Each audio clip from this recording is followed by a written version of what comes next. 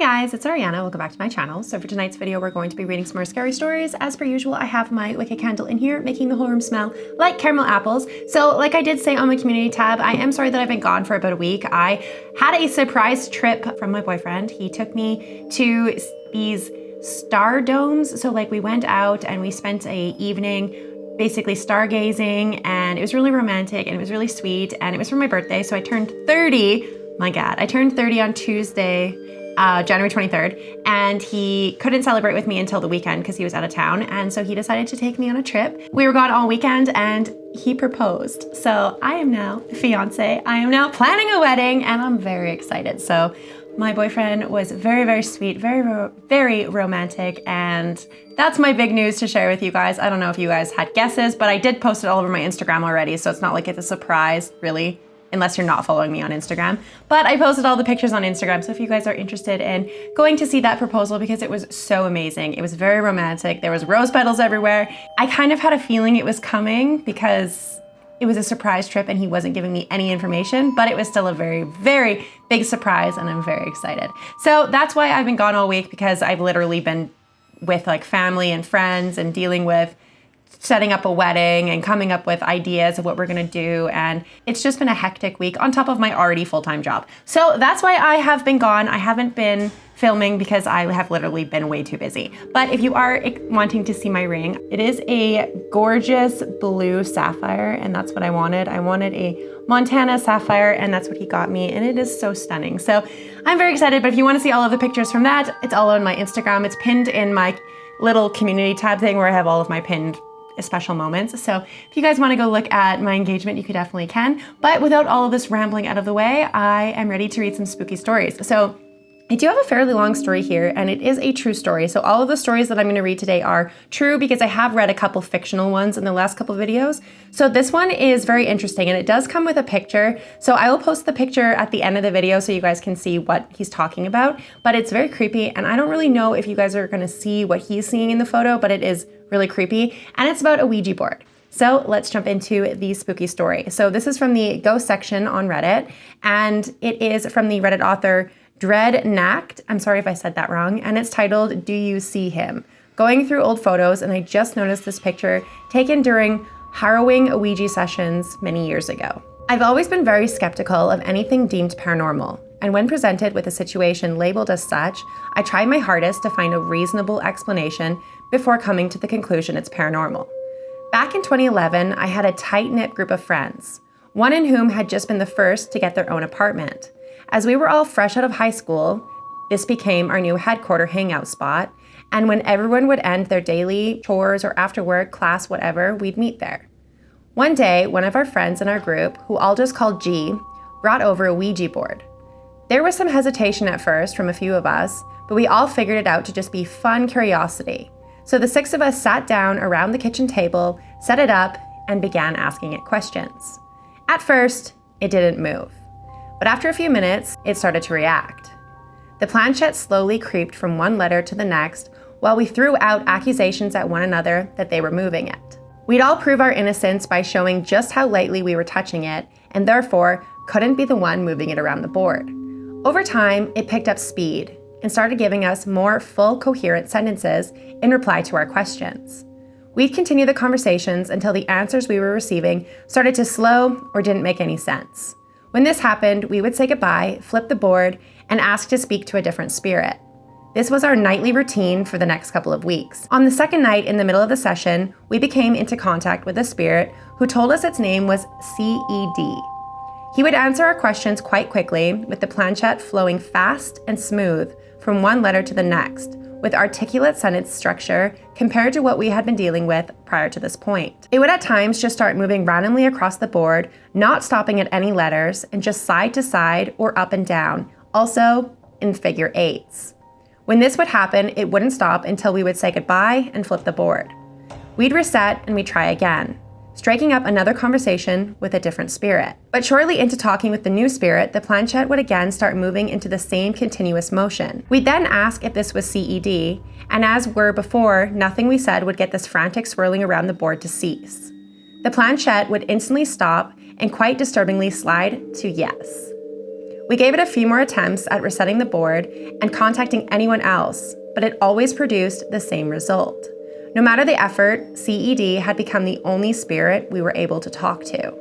From that point on, things started to escalate. It was on the third night when the bathroom door adjacent to us in the kitchen violently flung open. It slammed hard against the back of one of our chairs. We searched and contemplated any rational cause of this, and we couldn't find one. The bathroom door had been completely shut, and the window inside was closed, ruling out any possible wind. I have to say that although unsettling, the whole door thing had sparked more curiosity than fear in us as we eagerly continued tampering with the board. Soon, lights would flicker or even shut off completely in other rooms. CED began to tell us he was in the house and would even point to where he was in the room using the planchette. Then it would get cold, really cold. We checked all the windows to make sure that they were shut and even lined them with blankets to stop any potential drafts. It was early fall, and the temperatures outside still wouldn't account for the sharp, sudden temperature drop. As well as this was only occurring in certain spots at a time, be it by a window or not. The planchette would move off the board and slide around the table before returning and continuing its reply with one time moving entirely on its own with none of us touching it. It had taken a keen interest in a friend who I'm going to call S. It started off by making subtle references to her, eventually progressing into insults and randomly stating private things about her, which none of us had knowledge of. It even made her cry at a dark and brutal shot at something personal she had dealt with in high school, which later on was verified to the rest of us to be the truth. Now, we were able to get it to knock on walls coming from the outside of the house or another room that no one else was in. These sort of poltergeist disturbances became a regular occurrence, spilling over into the daytime as well. S started getting random nosebleeds, and in one instance had the DVD player ripped from her hands and smashed against the wall with such force the plastic casing shattered.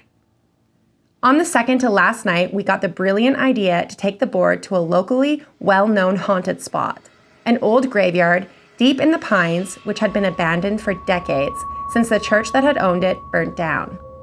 Okay, because that's a good idea to go to. After a short car ride, we arrived as close as we could by vehicle and took a hike on a moonless night through a pitch-black forest. Upon arriving, we set the board up on one of the tombstones still left standing. It started to produce words almost the instant we placed our hands on the planchette.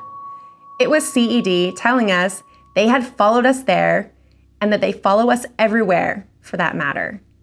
It was eerily dead quiet that night. No sounds of animals or even the slightest breeze. This was broken by a sharp scratching sound of dirt to a stone when the board began spinning in a circle under the planchette, all while continuing to spell out responses. 3 of the group instantly responded, "Fuck this," and turned away, headed straight back for the car. Horrified by this, and still overwhelmed and intrigued, I grabbed the board and I saved it from it being left behind. The next night would see an end to our ventures into the spirit world.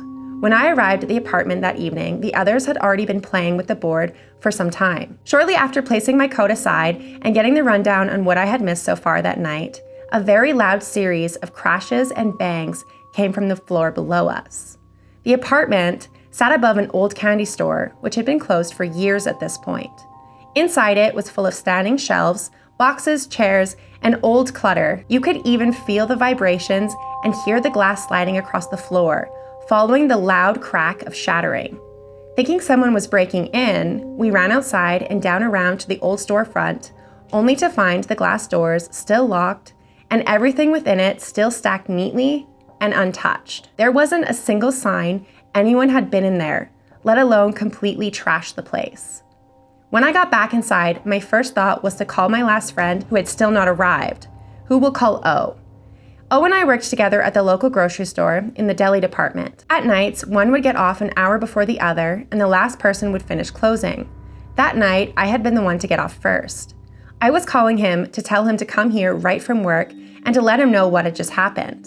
The line rang once, and the second cut short as the other end picked up to what sounded like a wind tunnel, with loud, wish-washy static, white noise undercut by a very deep, raspy, heavy breathing.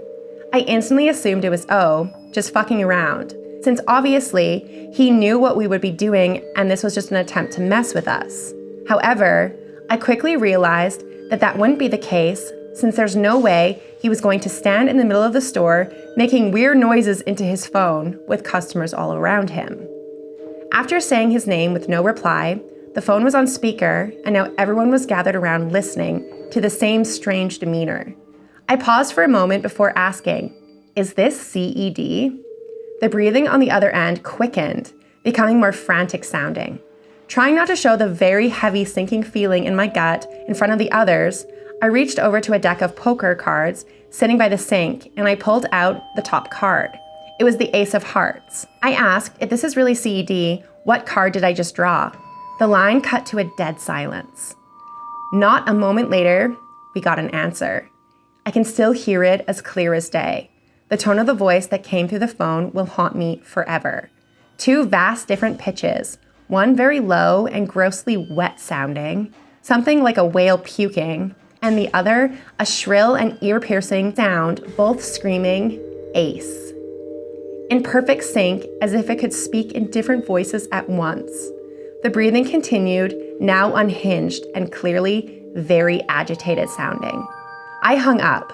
A short time later, O arrived. When asked about getting a phone call, he showed us the recents on his phone, to which there was no incoming call from me. He joined in and we continued. The planchette was moving wildly now, right from the start. It went flying around the board until stiffly landing on the moon with a dead stop. There it would stay until we would just move it to the center again, which it would slide right back to the moon, so hard that I could feel the planchette pulling my hands with it. It kept doing this over and over, to which we respond again, dragging it back to the middle. To my left was S, the one whom CED had taken the most liking to. She was sitting completely still, with her head looking downward, staring straight into the edge of the table and not participating or interacting. I noticed how pale she was. I called out her name a few times, and she didn't move. I nudged her and was shocked by how cold she was to the touch. She felt like ice. I reached into my pack and I grabbed her a cigarette out of my pack and I lit it, and I offered her one. I'll also add that she was a chain pack-a-day smoker and not one to ever turn down a free cigarette. Slowly, she lifted her head and turned to look at me. I still vividly remember her face. It was very pale to the point almost blue. Her hair was all crazy and came down in tangles across her eyes. It didn't look like her at all. It was her, but it was like I was seeing her through some sort of weird filter that made everything about her appearance distorted. Something about her just set off an alarm in me that this was a stranger, or something was very wrong. She locked eyes with me and said, "I don't smoke." Then turned away slowly with her head dropping back into the same position it had been in. A minute or so later, she got up without saying a word and proceeded to slowly walk out of the kitchen, down the hall towards her room. I must add that sometime earlier that night, the lights in the living room and the hall had gone out, and CED had stated he was sitting down at the end of the hallway, telling S to come see him. All of us asked where she was going, to which she replied, "I'm too tired, I don't want to play anymore." This is where I acknowledge the rest of us dropped the ball, with no one really trying to stop her. We just kind of sat and watched because honestly, as fucked up as this may sound, we wanted to see what was going to happen. We were stupid teenagers. She got through the living room, and right before entering the hallway, there was a loud thud and she collapsed, hitting the floor. We all got up and ran over, calling her name and attempting to shake her awake. She wasn't responding. I pinched her as hard as I could and still got no response. No flinching, nothing. We threw water on her, which at first was still met with no outcome. But upon a second time, she began to come to, coughing like crazy. She stood back up in silence and unfazed from being soaked in cold water. She continued making her way towards her room. We tried stopping her, but it's like we weren't even there. She just shrugged us off, unaffected by any of us grabbing at her to stop her. I recall grabbing her, trying to stop her, but it being effortlessly ripped from my grip like I was trying to stop a moving car. She walked into her room where she collapsed again. At this point, I was overcome with a horrifying sense of dread. Minutes passed that felt like forever, and she laid unresponsive on her bedroom floor. Out of options, one of us picked up the Bible she kept by her bed and started reading whatever page they happened to land on. I can't say for sure if that was what brought her out of this state, but she woke up again with a loud gasp.